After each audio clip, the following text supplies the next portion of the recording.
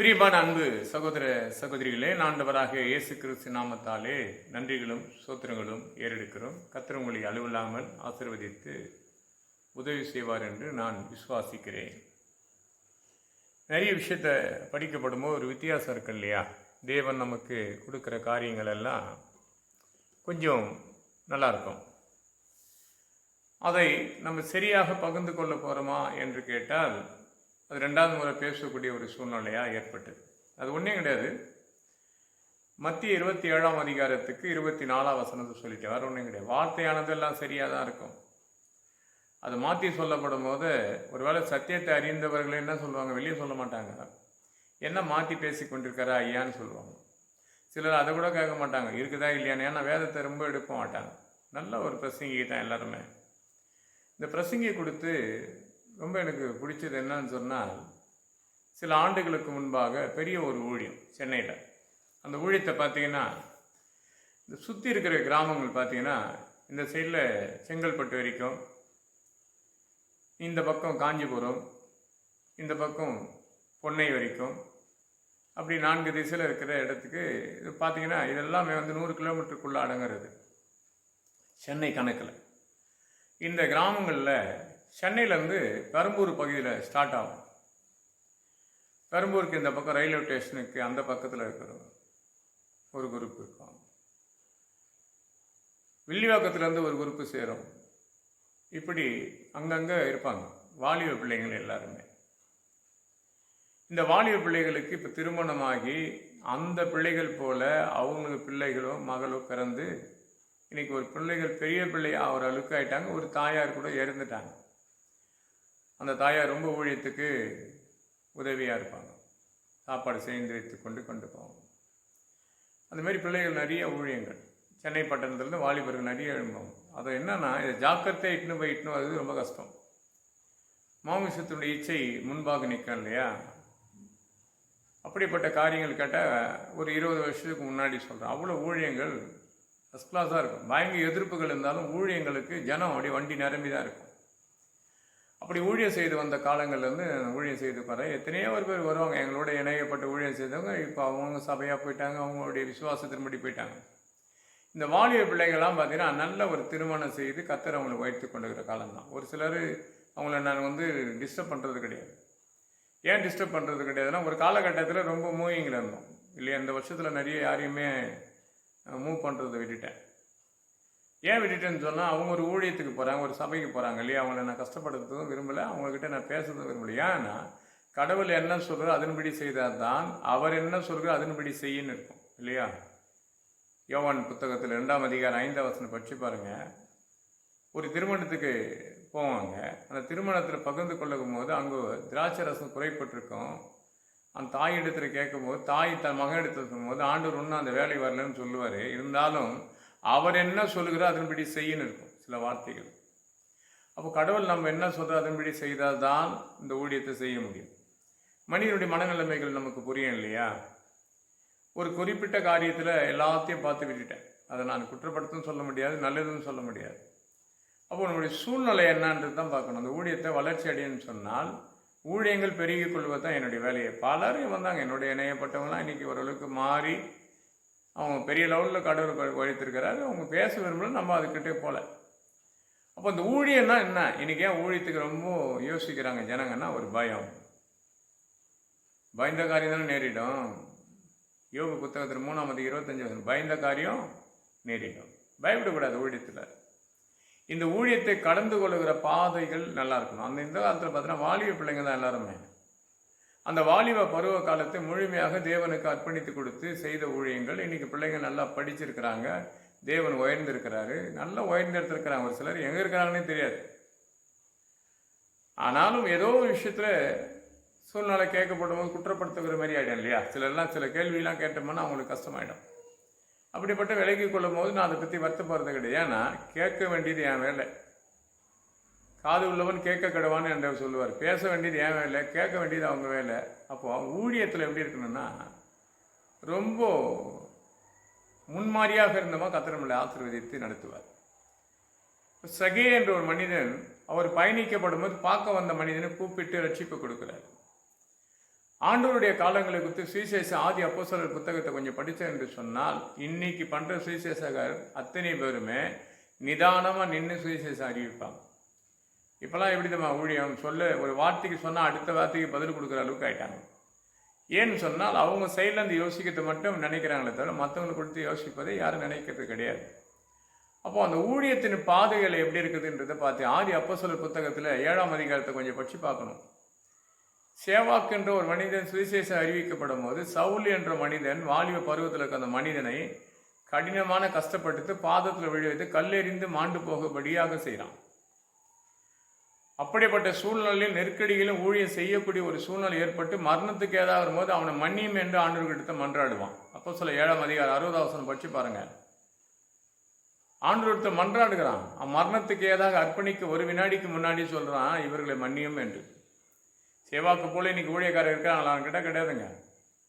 சேவாக்கு போல கொஞ்சம் பொறுமையாக நின்று பார்க்குறாங்களாம் கிடையாதுங்க. இன்னைக்கு ஊழியத்தில் ஏதாவது ஒரு பிரச்சனை வந்தால் அடுத்த வேலை என்ன நான் அங்கேருந்து ஓடிடணும், அது ஊழியம் கிடையாதுங்க. நமக்கு தெரிஞ்ச இடத்துல ஊழியம் செய்தில்லை. தேவன் பார்த்தீங்கன்னா அப்போஸ்தலர் புத்தகத்தை 10ஆம் அதிகாரம் 38ஆம் வசனம் படிச்சு கிராமங்கள் தோறும் பட்டணங்கள் தோறும் கடந்து போய் சுவிசேஷம் அறிவிக்கணும். யாருக்காக தெரியுமா? பிசாசின் வல்லமையில் அகப்பட்டவர்களை குணப்படுத்த. அதுதான் இங்கே ஒரு மனுஷன் இருக்கிறாருங்க பைபிளில். அப்போஸ்தலர் 8ஆம் அதிகாரம் 12ஆம் வசனம் வாசிக்கும் போது அநேக வாலிபர்களும் வாலிப சகோதரியை சந்திக்கக்கூடிய ஒரு சூழ்நிலை, புருஷரும் ஸ்திரீகளை சந்திக்கக்கூடிய ஒரு சூழ்நிலை ஏற்படுகிறது. இது ஏற்படுத்தி சுவிசேஷ அற்புதங்கள் அதிசயங்கள் நடக்கும்போது அப்போது ஒரு மனிதன் போய் சுவிசேஷம் அறிவிக்கிற அந்த வாலிப பருவத்தில் அங்கே ஞானஸ்தானத்தை பெற்றுக்கொள்ள பிலிப்பு என்ற ஒரு மனுஷன், அந்த மனுஷன் மத்தியில் இன்னொரு மனுஷன் எழும்புறான், மாய வித்தக்காரனாக இருக்கிறான். இந்த மாய வித்தக்காரன் பார்த்தீங்கன்னா சிறுவர்லேருந்து பெரியவர் வரைக்கும் அவனுடைய கண்ட்ரோல் இந்த காலத்தில் போயிட்டு சுவிசேஷ அறிவி இயேசு என்ற இரட்சகர் இயேசு கிறிஸ்து நாமத்தை சுவிசேஷ அறிவிக்க அவர் எழுப்படும் போது ஜனங்கள் மாற்றத்தை உண்டாக்குது, ஒரு மனம் திரும்புதல் உண்டாக்கி பிலிப்பின் சத்தத்தின் சுவிசேஷத்தை கேட்டு முழு மனதை அர்ப்பணித்து ஞானஸ்தானத்தை பெற்றுக்கொள்ளுங்கணும். அற்புதங்கள் அதிசயம் கண்டாங்க இல்லையா? இது யோவானில் இருக்கும் 4:48 அற்புதங்கள் அதிசயங்கள் காணாவிட்டால் அந்த ஜனங்கள் விசுவாசிக்க மாட்டார்கள் என்று சொல்லி இங்கே பிலிப்பின் மூலியமாக அந்த அற்புதங்கள் அடையாளம் நடக்குதுங்க. நடந்து இதை கேள்விப்பட்டு பேதுரு யோவானும் கடந்து வராங்க. கடந்து வர இடத்துல ஒரு காரியம் நடக்குது. நீங்கள் பார்த்தீங்கன்னா அப்போஸ்தலர் 8ஆம் அதிகாரம் 16, 17, 18 படிச்சிங்க, ரொம்ப நல்லாயிருக்கும். அப்போ அங்கே நடக்கும்போது என்ன பண்ணுறாங்கன்னா, எங்களுக்கு அபிஷேகம் வேணும் போது அங்கே பேதுரு என்ன பண்ணுறான், அவருக்கு மேலே ஜெபம் பண்ணி தன் கைகளை மேலே வைக்கப்படும் அபிஷேகத்தை பெற்றுக்கொள்கிறாங்க. ஊழியத்தின் பயணங்களில் இதெல்லாம் நடக்கும். நீங்கள் சபை பயணங்களில் இது நடக்குமான்னு கேட்டால் நிறைய இருக்காதுங்க. ஏன்னா சபையில் இருக்கிற ஜனங்களை சரி பண்ணுறதுக்கு யோசிக்கிறனால நிறைய இருக்கும். ஆனால் சுவிசேஷம் என்று தொடர்ந்து பயணித்து வரும்போது இப்படிப்பட்ட அற்புதத்தையும் அடையாளத்தை கர்த்தர் செய்வார். இந்த சமயத்தில் கூட எங்கள் சபைக்கு ஒரு வேறு ஊரில் இருந்து கடந்து ஒரு மகளை கொண்டு வந்தாங்க. அந்த மகளை கொண்டு வந்து இருக்கப்படும் போது அந்த மகளுக்கு ஜெபிக்கும் போது அந்த தாய் மேலே கை வைக்கும்போது தாய் பொத்துன்னு கீழே விழுது. அற்புதங்கள் அதிசயங்கள் கண்ட உடனே தான் விசுவாசமே வருங்க. இன்னொரு மகள் பெரிய பாதிப்பு வந்து நேற்று ஒரு சாட்சி சொல்லிட்டு கடந்து போய் இது வந்து கிராமங்களில் நிறைய நடக்கும். இந்த அடையாளத்தை தனக்குரியது நினைக்கூட தேவநாமத்தை மகிமையுடத்தாக இருக்கணும். எந்த இடத்துல என்ன இருக்குமோ அந்த கிராமத்துக்குள்ளே என்ன வரவானான்னு சொன்ன கிராமம் அது. அந்த கிராமத்துக்குள்ளே நுழைவானா என்று சொன்னவங்க, சபை அங்கே சபிக்க போகிறேன் என்று சொன்னதே கிட்ட வரேன்னு சொன்னாங்க. ஆனால் அடையாளத்தை எங்கே செய்கிற தேவன் அங்கே தான் செய்வோம். எங்கே எதிர்ப்புகள் வருதோ அங்கே ஊழியம் மலர்ந்து பெருகும். இப்போ சேவாக்குன்ற ஒரு மனுஷன் மரணத்துக்கு கூட கடைசி நேரத்துக்கு ஆண்டவரிடத்தில் மன்னிப்பு கேட்குறான். ஆண்டவரே, இவர்களெல்லாம் என்னை வந்து குற்றப்படுத்தி கல்லெறித்து நான் மரணத்துக்கு ஏதாக இருந்தேன், ஆனால் இவரை மன்னித்தரும் என்று தான் மரணத்துக்கு தான் அர்ப்பணிக்கிறேன். கடைசி நேரம் ஜெபம் அப்படிதான். நீ அப்போஸ்தலர் 7ஆம் அதிகாரம் 60 வசனம் படிச்சு பாருங்க. 59லேருந்து 60 வரைக்கும் சூப்பராக இருக்கும். அப்போ கடவுளுடைய வேலையானது அந்த சவுல் யாருங்க? அந்த சவுல் என்ற ஒரு மனிதனை என்ன பண்ணுறான், தேசத்தையே கடினப்படுத்துறான். கிறிஸ்து மக்கள் என்ன பண்ணுறான், ஆணும் பெண்ணும் வீடு புகுந்து எல்லாரையும் அவன் சூறாடுறான். இன்னைக்கு கடைசி காலங்கள் என்று எல்லாரும் சொல்கிறாங்க. இது நடந்தாலே இது கடைசி காலம். இல்லைங்க. மத்திய 24ஆம் அதிகாரத்தை கொஞ்சம் படிங்க, பைபிளை படிங்க, 7ஆம் வசனம் கொஞ்சம் படிச்சு பாருங்க. இது கடைசி காலத்தில் தேசத்துக்கு தேசமும் பஞ்சங்களும் நிலநடுக்கங்களும் ஏற்படும். இது முடிவல்ல, இது வந்து துவக்கிற காலங்க. இந்த துவக்கம் ஏன் வருதுமா, மாய வித்தைக்காரனை போல இருக்கிறாங்க இன்னைக்கு விசுவாசிங்க. நிறைய போதகர்கள், நிறைய சுவிசேஷர்கள் மாய வித்தைக்காரனை போல இருக்கிறாங்க. வாழ்க்கையில் மாய வித்தக்காரன் போல இருந்தால் பணத்தை கொடுத்து ஒருவன்கிட்ட பேதர்கிட்ட வந்து கேட்குறான், இங்கே ஞானஸ்தானம் எடுத்து முடிஞ்சது, அடுத்த ஒருத்தர் நிற்கிறான் இல்லையா, நீங்கள் பார்த்தீங்கன்னா அப்போஸ்தலர் 8:11 படிச்சு பாருங்க. அங்கே ஒரு மாய வித்தக்காரன் இருந்தான். சிறுவரும் பெரியவரும் அவனுக்கு பயந்து நடுங்கி கொண்டு இருந்தாங்க. அங்கே பிலிப்புன்னு ஒருவன் பிரசங்கம் பண்ண போகும்போது அங்கே பணத்தை கொடுத்து வேணும், இங்கே இலவசமான ஒரு விடுதலை பெறும்போது ஜனங்க அப்படியே திரும்புதுங்க. இந்த சுவிசேஷம் இந்தியாவில் நிறைய ஆகிப்போச்சு, தமிழ்நாடு போல அதிகமாகி போச்சு. ஆனாலும் எப்படி ஆச்சுன்னா வேற மாதிரி போயிடுச்சுங்க. நல்ல நடிகர் போல ஒரு அங்கிகளை போட்டுக்கொண்டு ட்ரெஸ்ஸை போட்டுக்கொண்டு சரியான டான்ஸ் ஆடிக்கொண்டாரு. சென்னையில் ஒரு என் ஃப்ரெண்டு ஒருத்தர் ஒரு வாட்டி என்ன பண்ணேன், நான் ஒரு ஊழியத்துக்காக கொஞ்சம் பசங்க கூட வச்சுன்னு கையாச்சுன்னு டான்ஸ் ஆடினேன். ஐயா டான்ஸ்லாம் ஆடாதேன்ட்டேன். எப்போ ஒரு 3 வருஷத்துக்கு முன்னாடி நடந்தது. அப்போ அந்த வார்த்தையானது நான் அசட்டை பண்ணலையே, ஏற்றுக்கொள்ளப்பட்டேனே. ஏன் ஏற்றுக்கொள்ளப்படுறேன்னா அது சரியானது இல்லையா? இன்னைக்கு ஊழியம் என்று சொல்லி கூட்டத்தை உண்டாக்கி அதிசயங்கள் அற்புதங்கள் அடையாளத்தை பலரை சாட்சி சொல்ல வச்சு தான் சுவிசேஷம் அறிவிக்கிறீங்களே. யாராவது கடந்து போய் சுவிசேஷம் அறிவிக்கிறீங்க கேட்டால் பயங்கரமான எதிர்ப்பு வரும்னு பயப்படுறீங்க. எனக்கு ஒரு பெரிய ஊழியக்காரர் ஒரு தேசத்தில் போய் சுவிசேஷம் அறிவிக்கப்பட்டார். பலவிதமான திட்டத்தோடு அவர் மேலே பெரிய பிரச்சனையை கொண்டு வந்துட்டாங்க. சுவிசேஷம் இதுதாங்க சுவிசேஷம்.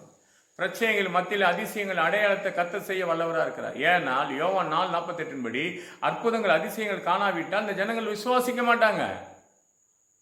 அப்போ அங்கே பார்த்தனா இங்கே நிறைய விஷயத்தை பார்க்கப்படும் போது நிறைய காரியத்தை கண்டுபிடிப்போம். அங்கே பேதர் நிற்கிறாரு. அப்போ பேதர் கேட்குறாரு, நான் காசு கொடுக்குறேன் அப்படின்னு சொல்லி. அப்போஸ்தலர் புத்தகத்தில் 8:20 படிச்சு பாருங்க. நான் காசு தரேன், பணம் கொடுக்குறேன்னுவான். உன் பணம் நாசமாக போகட்டேன்னு. உன் பணம் என்னத்துக்கு தெரியுங்களா? நான் யார் மேலே கைகளை வைக்கிறேனோ 19:20 படிச்சு பாருங்க. அப்போஸ்தலர் 8:19-20 நான் எவர்கள் மேலே கையை வைக்கிறனோ அவங்களாம் அபிஷேகம் பெறணும், அதுக்காக நான் பணம் கொடுக்குறேன்றான். உன் பணம் நாசனமாக போகட்டேன்றான். மனிதனுக்கு மனம் திரும்புதல் இருக்கணும். எந்த வகையிலும் பார்த்தீங்கன்னா அது 20, 21, 19 படிக்கலாம். 19, 20, 21, 22. 22 படிக்கும்போது சொல்றாரு, அவனுடைய துணிகரமான பாவத்தை விட்டு வெளியே வான்னு சொல்லுவாரு. இன்னைக்கு நிறைய பேர் எப்படிதான் மாய வித்தக்காரன் போல இருக்கிறீங்க இல்லையா? அப்போ அப்போஸ்தலர் காலத்தில் நடக்கப்பட்டது உண்மை தானே. அதான் இப்போ கடைசி காலத்தில் நடந்துக்கு. அந்த வசனம் மட்டும் படிக்கிறேன் பாருங்க, ஏன்னா நிறைய நேரம் எடுத்துக்கினேன். அப்போது வாழ்க்கையில் நம்ம என்ன இருக்கிறோன்னு சொன்னால் எப்படி இருக்குன்னா, அநேக காரியத்தை அவனா 22 படிக்கிற பாரு. ஆகையால் நீ உன் துர்க்குணத்தை விட்டு மனம் திரும்பு. நம்ம தான் மனம் திரும்புறதே கிடையாது. 21 படிக்கும்போது உன்னனாக்கும் உன் இதயத்தின் தேவனுக்கு முன்பாக செம்மையாகாதபடினால் இந்த விஷயத்தில் உனக்கு பங்கு இல்லை, பாகம் இல்லைன்ற. நம்ம தேவனுக்கு முன்பாக விசுவாசியா இருக்கிற நீ மாய வித்தகாரம் போல் தான் இருக்கிற. எல்லாத்துக்கும் போய் எல்லாத்துக்கும் ஒரு தவறான சிந்தனைகள். யாரை பார்த்தா நம்முடைய எண்ணங்கள் தவறாக இருக்கிறது. நம்முடைய எண்ணங்கள் பொய். அநேக காரியத்தை கொடுத்து இன்னைக்கு தேவன் ஊழியத்துக்காக எங்களை அழைக்கப்படுறோம்னா வெளிப்பாடு இல்லாத ஊழியம் செய்கிறோம். பல வெளிப்பாடுகள் உண்டு. அந்த வெளிப்பாடை நீ சுவிசேஷம் அறிவிக்க வேண்டிய அவசியம் கிடையாதுங்க. அந்த வெளிப்பாடு நீ எப்படி இருக்கணும், என்ன மாதிரி பண்ணுன்ற தேவனை கொடுக்குற வெளிப்பாடு. அது விசுவாசம் சொல்லாது. விசுவாசிக்க வேண்டியது விடுதலை. அப்படிதானே? பிலிப்பு ஜெபிக்க போகுது, அற்புதங்க அதிசயம் கண்டு அவன் என்ன பண்றான், ஞானஸ்தானத்தை எடுத்துக்கொள்ளுகிறான். பேதர் கடந்து வைக்கிறான், எனக்கு அபிஷேகம் வேணும் போது அவங்க ஜெபித்து அவங்க தலைமையில கை வைக்கிறான், அபிஷேகம் பெற்றுக்கொள்ளுகிறாங்க. ஆனா மாய வித்தக்காரன் சொல்றான், நான் பணம் கொடுக்குறேன், அந்த அபிஷேகத்தை எனக்கு கொடுன்றான். அது முடியாது. உன் பணம் நாசனமா போகட்டும். 20 22 அழகா சொன்ன துர்க்குணத்தை விடல. இன்னைக்கு அநேக காரியத்தை ஆகையால் நீ உன் துர்க்குணத்தை விட்டு மனம் திரும்பு. இன்னைக்கு மனம் திரும்பாத்தனக்கு நிறைய பேர் ஆண்டவர் ஏற்றுக்கொள்ளப்பட்டீங்க, ஆண்டவர் முழுமையாக சுவிசேஷம் வரீங்களான்னு கேட்டால் அதுக்கு ஒரு பதில். இன்னைக்கு சபைக்கு சரியான நேரத்துக்கு வரையும் அதுக்கு ஒரு பதில். தேவனிடத்தில் எதெல்லாம் பங்கெடுத்துக் கொள்ளும்படியாக உதவியாக சுவிசேஷம் அறிவிக்கப்பட்டாலும் அதுக்கு வேண்டிய துர்க்கோணத்தோடு ஏதாவது ஒரு பதில் கொடுத்து பொய் சொல்லிக்கொண்டு இன்னைக்கு ஆலயத்துக்குள்ள கடந்து போகணும். நான் காலையில் எழுந்துக்கிறேங்க, டிவியில் நல்ல ஒரு செய்தி கேட்டேன். நான் கடந்த செய்தியோடு இந்த விஷயத்தை பற்றி பேசியிருப்பேன். என்ன பேசியிருப்பேன் அந்த விஷயத்தை கொஞ்சம் பாருங்க. அநேக டிவி மூலியமாக பெரிய பெரிய ஊழியக்காரனா பண்றாங்க. அது ஒரு சாட்சியாக பகிர்ந்து கொண்டு சனி ஞாயிறில் அதை போடுறீங்க. நான் என்ன சொல்ல, நீங்க போடுறது தப்பு இல்லை. மாதத்துக்கு ஒரு முறையோ வாரத்துக்கு ஒரு முறை போட்டு பாருங்க. நீங்க என்ன சண்டே சர்வீஸுக்கு வராதவங்க என்ன பண்றாங்க, விசேஷம் ஆலயத்துக்குள்ள வர்றது.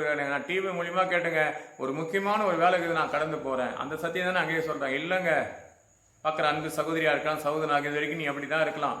இன்னைக்கு நான் போனால் தான் எனக்கு பழப்புன்னு சொல்லி பரிசுத்த ஓய்வு நாளுக்கு நீ தன்னை அர்ப்பணித்து ஒப்பு கொடுத்தால் தவிர உனக்கு நினைப்பதற்கும் வேண்டிக் கொள்வதற்கு மேலே அதிசயமான காரியத்தை கர்த்தர் செய்வார். அப்படிதான் சொல்ல எரேமியா 33:3 என்னை நோக்கி கூப்பிடும் அறியாது எட்டாவது பெரிய காரியம் அறிவிப்பன்றார். இன்னைக்கு அவரை நோக்கி என்ன கூப்பிடுறோம்? ஊழியத்துக்கு போலாமாவா அப்படின்னு கூப்பிடுறோமா? கிடையாது. ஆண்டவரே நான் ஊழியம் செய்ய போறேன், எனக்கு உதவி செய்யன்னு சொல்றோமா? கிடையாது. பவுல் அதை செய்தாருங்க ஊழியம். அப்போ அந்த ஊழியத்தை சரியா பகிர்ந்து கொள்ளும் போது பல வேதனை வரும். சவுல் என்ற ஒரு மனிதனை அநேக காரியத்தை இருந்தான். அந்த சவுல் யார் தெரியுமா? இன்னைக்கு 14 புத்தகத்தை எழுதப்பட்ட பவுல். அவர் கண்டுபிடிக்க முன்பாக என்ன பண்ணாருங்க? வீடுகளை போக வந்து பெண்களையும் ஆண்களையும் என்ன பண்ண நாசப்படுத்தினவர், சத்தியத்துக்கு புறம்பாக இருந்தார். அப்போ அநேக ஒரு ஊழியக்காரனை என்ன பண்ணார்? அப்போஸ்தலர் 7ஆம் அதிகாரம் 60ஆம் வசனம் படிச்சு பாருங்க. சேவாக் என்ற ஊழியக்காரனை மாண்டு போகும்படியா கல்லெறிந்து சாவடிக்கப்பட்டு உதவியாளர் அவர். அவனை தெரிந்து கொள்ள ஒரு காலம் இருக்குதுங்க. இப்படிப்பட்ட துன்பங்கள் அந்த நம்மளுடைய பகுதியில் நடக்குது, நம்ம இடங்கள் நடக்குது, நம்ம கிராமத்தில் நடக்குதுன்னு சொன்னா இன்னைக்கு இங்க ஊழியம் செய்வானாங்க. அவர் பயங்கரமா எதிர்ப்பு தெரிவிக்கிறான். இல்லைங்க, அவர் நீ அங்க கடந்து போங்க, அவர் தேடியும் காணாது போயிடுவார். சமயத்தில் ஒரு கிராமத்துக்கு போய் பல விதமான செழிவுகள் ஏற்படும் போது என் மகன் சொன்னாங்க, இதெல்லாம் துவக்கம் தாங்க, நான் எத்தனையோ முறை இதை பார்த்துருக்கேன், விடுங்க அப்படின்னு. அவன் குடிச்சிட்டு நிறைய பேசிக்கொண்டே இருந்தான். ஒரு பக்கம் என்னோட ஊழியக்காரங்களாம் அந்த பக்கம் பேசி கொண்டிருக்கிறாங்க. ஒருத்தன் பேசியிருந்த என் மகன் சொல்கிறாங்க, இதெல்லாம் ஒன்றும் பெரிய விஷயம் கிடையாது, சும்மா அது இங்கே ஆர்கட்டுக்கு போன ஒரு வில்லேஜ் இருக்குது, அந்த மலைப்பகுதி கடந்து போய் இது போல் ஒருத்தன் பைபிளை தூக்கி அடித்தான். ஊழியத்துக்கு பண்ணும்போது பல பிரச்சனைகள் வரும். இங்கே இருக்கிற பார்த்தீங்கன்னா, நான் இருக்கிற கிராமத்துலேருந்து ஒரு 7 கிலோமீட்டர்கள்னா அங்கே ஒரு வில்லேஜ் நான் ஊழியம் செய்வேன். நானும் எங்கள் மாமா இருக்கிறாங்க இங்கே, இதே திருத்தனில் இருக்கிறாரு, ஒரு டெலிஃபோன் அதிகாரியாக இருந்தார். அவர் ஊழியத்துக்கு என்னை கொண்டு போகிறாராங்க. அங்கே ஒரு என்ன பண்ண கல்லெறிகிறாரு, கல்லு தூக்கி. நான் ஓடி போய் அவர் ஏங்க என்னை கல்லெறின்னு கேட்டேன். இங்கே உள்ளெல்லாம் வரக்கூடாது அப்படின்னு சொன்னார். எங்கள் அப்பா மறிக்கிறீங்க அப்படின்னு அவர்கிட்ட. அவ்வளோதான். ஒரு 10 நிமிஷம் பேச என்னை கட்டி பிடிச்சி முத்தம் செய்து சொன்னார், நான் எதுவும் சொல்லப்பா, அதோ நிற்கிறாங்க அந்த வாலிபர்லாம் சொன்னாங்க இவங்களை உள்ள விடாதுன்னு சொல்லி. இப்போ நீ போய் ஊழியம் செய்யப்பா, உன்னை யாரும் கேட்க மாட்டார். அவர் தோல் மேலே கைகளை வச்சு அங்கே சுவிசேஷ அறிவித்து கடந்து வந்த காலங்கள் உண்டு. இதெல்லாம் 20 ஆண்டுகளுக்கு முன்பாக ஒரு பிரச்சனையெல்லாம் சந்தித்திருக்கிறேன். இன்னைக்கு நேரத்து கிடையாதுங்க. அநேக காரியத்தை பாருங்க. ஆர்கட்டு குப்பத்துக்குள்ள நுழைகிறேன், போக சொல்லி பெரிய ஒரு வைன் ஷாப் இருக்குது, அது வழியாக கடந்து போகும்போது எங்களை ரொம்ப பரிகாசம் பண்ணுறான். கொஞ்சம் நேரத்துக்கு பிற்பாடு நாங்கள் போயினுக்கிற வழியில் அவர் பைக் ஓட்டின ஸ்பீடாக கீழே வந்தார். அவர் தூக்கி எடுத்து தேவநாமத்தை சொல்லி கடந்து போயினே இருந்தோம். நீங்கள் நிறைய ஊழியங்கள் உண்டு, அந்த ஊழியத்துக்கு கடந்து வரணும். சவுளை போல எத்தனையோ மனிதர்கள் உண்டு இன்னைக்கு தேசத்தில். அதை கொண்டு இது கடைசி காலம் சொல்லாதீங்க. துர்க்குத்தனம். உன் இதயம் சரியாக இருந்தால், ஆதி அப்போஸ்தலர் புத்தகத்தை படிக்க போடும் போது இவ்வளவு நான் கொஞ்சம் ஆதியாக 6ஆம் வசனம் படிங்க. ஜனங்களை படித்ததுக்கு மனசாபம் பட்டார் என்று சொன்னது எதுக்காக தெரியுமா? துர்க்கோணம் இருக்குது ஒவ்வொரு இதயத்தில். அன்னைக்கு இப்படிப்பட்டவங்களை ஜனங்களை அழிச்சு ஜனத்தை புதிதாக உருவாக்கி உண்டாக்கப்பட்டவன் நம்ம எல்லாம். அதை வந்தவங்க தான் நம்ம. அதே துர்க்குணம் இன்னைக்கு அதில் இந்த மனிதருக்கு என்ன இதயத்தில் என்ன இயக்கங்கள் இருந்து எதெல்லாம் செய்து கொண்டிருந்தாலும் அத்தனை பாவமும் இன்னைக்கு உள்பட்டு கொண்டு இருக்கிறோம். அதில் ஒரு சுயநலம் இருக்கும். நீங்கள் பாருங்கள், ஊழியத்தின் பாதைகளை நீங்கள் சுவிசேஷம் என்று சொல்லி நீ கடந்து பயணித்து பாருங்கள். ஒவ்வொருத்தரும் ஒரு வார்த்தைகள் ஏற்படும். ஊழியத்துக்கு போகலான்றதோட அங்கே போகும் முன்பு எவ்வளோ செலவழிப்போம், என்ன பண்ணுவோம், இதுக்கு என்ன பண்ணுவோம், போகும்போது எவ்வளோ செலவு, வரும்போது எவ்வளோ செலவாங்க, ஒன்றுமே கிடையாதுங்க. நீ போக என்று ஆயத்தப்படுத்தினால் நானே வழியும் சத்தியம் ஜீவனமா இருப்பான், அவர் ஆயத்த பண்ணி கொடுப்பார். சொல்லி பாருங்க கொஞ்சம். யோவான் 14ஆம் அதிகாரம் 6ஆம் வசனம் படி, நானே வழியும் சத்தியம் ஜீவனமா இருக்கிறான். இன்னைக்கு சவுலை போல எத்தனை மணி? சவுல் யார் தெரியுமா? இவர் தாங்க பவுல். 14 புத்தகத்தை எழுதப்பட்ட பவுல். புதிய ஏற்பட்ட படிக்கிற பாருங்க, மாறி மாறி. அந்த 14 புத்தகத்தை எழுதப்பட்டவர், கர்த்தருக்கு விரோதமாக பேசினவர், ஊழியக்காரனை அடிச்சு மரணத்துக்காக நடத்தினவர், வீடுக்கு வந்து பெண்களை நாசப்படுத்தினவர். இவர் தான் அப்போஸ்தலர் 9ஆம் அதிகாரத்தை 4ஆம் வசனம் படிக்கும் போது அவர் மேல் அபிஷேகம் ஊற்றப்பட்டு மனம் திரும்பபடி இவனே அங்கே ஒருவன் சொல்லுவான், ஊழியக்காரன் பயங்கரமாக கடுமையானவன் ஆச்சுனவர், என்ன நிமித்தமா பல பாடுகள் அனுபவிக்க போகுது என்று அப்போஸ்தலர் 9ஆம் அதிகாரம் 13ஆம் வசனத்தில் இருக்கும். ஊழியன்றது ஜாலியாக போய் வருது கிடையாதுங்க. நிறைய பேர் ஜாலி தான் எதிர்பார்க்குறாங்க. பல விதமான எதிர்ப்புகள் வரும். மீட்டிங் நடக்கும் போது என்னுடைய குரூப்பு எங்கள் சபையில் இருந்து சிலர்லாம் எழும்பி ஒரு காலகட்டத்தில் எங்கள் பாஸ்டர் கூட சொன்னார், குறிப்பிட்ட காலத்துக்கு நான் சேகர் இவங்கெல்லாம் உன்னை விட்டு கலந்து போயிடுவாங்க அப்படின்னு. அவர் மைக் எடுத்து பிரசங்கம் பண்ணுறாரு. அந்த பக்கம் ஆந்திரா பக்கம் வரக்கூடிய ரூட் அது. நாங்கள் அந்த ரெட்டேரி பக்கம் நேராக வரும், ஒரு 60 கிலோமீட்டர் தாண்டி ஏவனுக்கு போன அந்த கிராமம் பேர். அந்த கிராமத்துக்குள்ளே கடந்து போய் நான் ஊழியம் பண்ணும்போது மைக் எடுத்து பிரசங்கம் பண்ணுறாரு. அவர் ஆர்பரில் வேலை செய்கிறவர். இன்னைக்கு மூலகல்ல ஒரு சபை வச்சு நடத்தினுக்கிறாரு. அந்த மைக்கை பிடுங்குறான் ஒருத்தன். நான் கிட்ட போய் சொன்னேன், உன் பேர் என்னன்னு சொன்னால், எங்கள் சென்னையில் இருக்க ஒரு பெரிய ஆள் பேர் சொல்கிறார். அவர் என் ஃப்ரெண்டு தான்ங்க. தெரியுமானுங்கிட்ட. தெரியுமே, உடனே ஃபோன் பண்ணி கூட நான் பேசுகிறேன்னு. இல்லைங்க, இவங்க சொன்னாங்க, எந்த கிராமத்துக்கு போனால் சவுலை போல ஒரு மனிதன் ஏதாவது ஒரு மூலையிலேருந்து ஏதாவது குழப்பத்தை உண்டாகி கொண்டே இருப்பான். இயேசு என்ற நாமத்தை சொல்லிக்கொண்டே நீ பயணித்து கொண்டார். யாரெல்லாம் உனக்கு விரோதமாக எழும்ப ஒரு வழியாக வரானோ 7 வழியாக தேடியும் காணாது போயிடும். இதான் உபாகமம் 28:7 சொல்லப்படும். வாழ்க்கையை கொஞ்சம் யோசிச்சு பாருங்க. இன்னைக்கு ஒரு தாயால் ஒரு குடும்பம் கெட்டு போகுது. ஆதியாக 27ஆம் அதிகாரத்தை கொஞ்சம் படிச்சு பாரு. 4ஆம் வசனத்திலிருந்து கொஞ்சம் படிங்க. நல்ல ஒரு மனுஷன், அவர் சொல்லக்கூடிய வார்த்தை, மூத்த குமாரனை கூப்பிட்டு ஒரு ஆசீர்வாதத்தை சொல்லும் போது அந்த தாய், அந்த மகனுக்கு தாய் அவங்க தான். ஆதியாக 27ஆம் அதிகாரத்தை படிச்சு பாருங்க. நான் மறுநாடிய முன்னே உன்னை ஆசீர்வதிப்பேன், எனக்கு உணவு செய்து கொடுக்க ஒரு மூத்த குமாரன் போகும்போது இளைய குமாரனை அதை மாற்றி அமைச்சு வேஷம் தரித்தின மாதிரி 20 ஆண்டுகளை அவன் தன் பெற்றோர்களை விட்டு புரதேசத்துக்கு போய் தங்கி வரக்கூடிய ஒரு சூழ்நிலை ஏற்படுத்தின ஒரு தாய் நடித்தான். இன்னைக்கு ஊழியத்தில் மட்டும் இல்லை, குடும்பத்துக்குள்ளேயே இன்னைக்கு குழப்பங்களும் சஞ்சலம் வர காரணம் யாருன்னால் துர்க்குணத்தை விட்டு வரல. ஆணாக இருக்கட்டும் பெண்ணாக இருக்கட்டும், நீ செய்கிற சில தவறுகள், சில செல்ற பொய், அது நிமித்தமாக உன் குடும்பம் ஆசீர்வதிக்கப்படாத இருக்குது இல்லையா? ஈசாக்குடைய ஜபத்துக்கு தன் மூத்தவனுக்கு சொல்லும் போது மனைவி பார்க்க தூரத்துல இருந்த தன் இளைய குமாரனை அனுப்பி அதை ஆசீர்வாதத்தை பெற்றுக்கொள்ள மூத்தவன் என்ன பண்றான்? மூத்தவனுக்கு இளையவனுக்கு சண்டையை உண்டாக்கி விட்டதை யார் காரணம்? தாய். சில தகப்பனாக இருக்கிறாங்க, துர்க்குணத்தை விடலைங்க. அப்போஸ்தலர் 8ஆம் அதிகாரத்தில் படிச்சு பாருங்க, 22வது, துர்க்குணத்தை விட்டு வா, நீ மனம் திரும்புன்றாங்க. அந்த மனம் திரும்ப ஞானஸ்தானம் எடுத்துட்டு இருக்கிற, சத்தியத்தை படிச்சுன்னு இருக்கிற, ஆனால் சுயநலமான ஆவியும் இதயத்துக்குள்ள இருந்து கொண்டே தான் இருக்குது. அவைகளை விட்டு வெளியே வா. இதை தான் வெளிப்பாடு 18:4 இவைகளை வெட்டி வெளியே வாங்க. ஆண்டவரத்தை தீர்மானிக்க நிறைய விஷயங்கள் இருக்குதுங்க.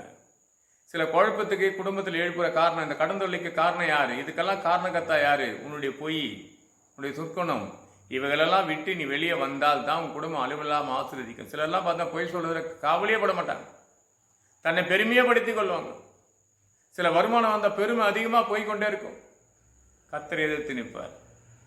பார்க்குற அன்பு சகோதரிகளே, இன்னைக்கு ஒரு ஊழியத்தில் ஒரு சின்ன காரியம் உங்களுக்கு சொல்கிறேன். நிறைய பேர் எனக்கு வசனம் அனுப்புறீங்க, நல்ல ஒரு செய்தி, நல்லா இருக்குதுங்க வசனம். இனிமேல் அதை இப்படிப்பட்டவங்களுக்கு நான் என்னுடைய செய்தி அனுப்புறத இது கடைசியாக தான் இருக்கும். ஏன்னு சொன்னால், நீங்கள் அனுப்புகிற நல்ல செய்திகள் இருக்கும்போது நானும் உங்களுக்கு அனுப்பி, நம்ம தான் இன்றைக்கி தானே இந்த செய்தியின் தலைப்பு அனுப்பிச்சோம், அதே போல இருக்குது, இது ரெண்டும் ஒன்று தானே நினைக்கக்கூடிய எண்ணங்கள் வராத. உன் செய்தி வரைக்கும் நான் பார்க்குறேன், என் செய்தி உன்னை பார்க்க தேவன் அனுமதி இல்லை. நல்ல என்னை போல சத்தியத்தை, இப்போ நீங்கள் சத்தியத்தை அறிந்துங்க, நான் கூட உங்களுக்கு அனுப்புறதோடு வேற யாருக்கும் அனுப்ப நல்லா இருக்கும் இல்லையா? இயேசுவை பற்றி அறியாதவங்களுக்கு தான் அனுப்பணும், அறிந்தவங்களுக்கு அனுப்பணும்னு சொன்னால் துர்க்குணத்தை விட்டு வரணும். நிறைய பேருக்கு அது கிடையாதுங்க. உன் பாவ சிந்தனை விட்டு வெளியே வரணும், உன் அக்கிரமத்தை விட்டு வெளியே வரணும்.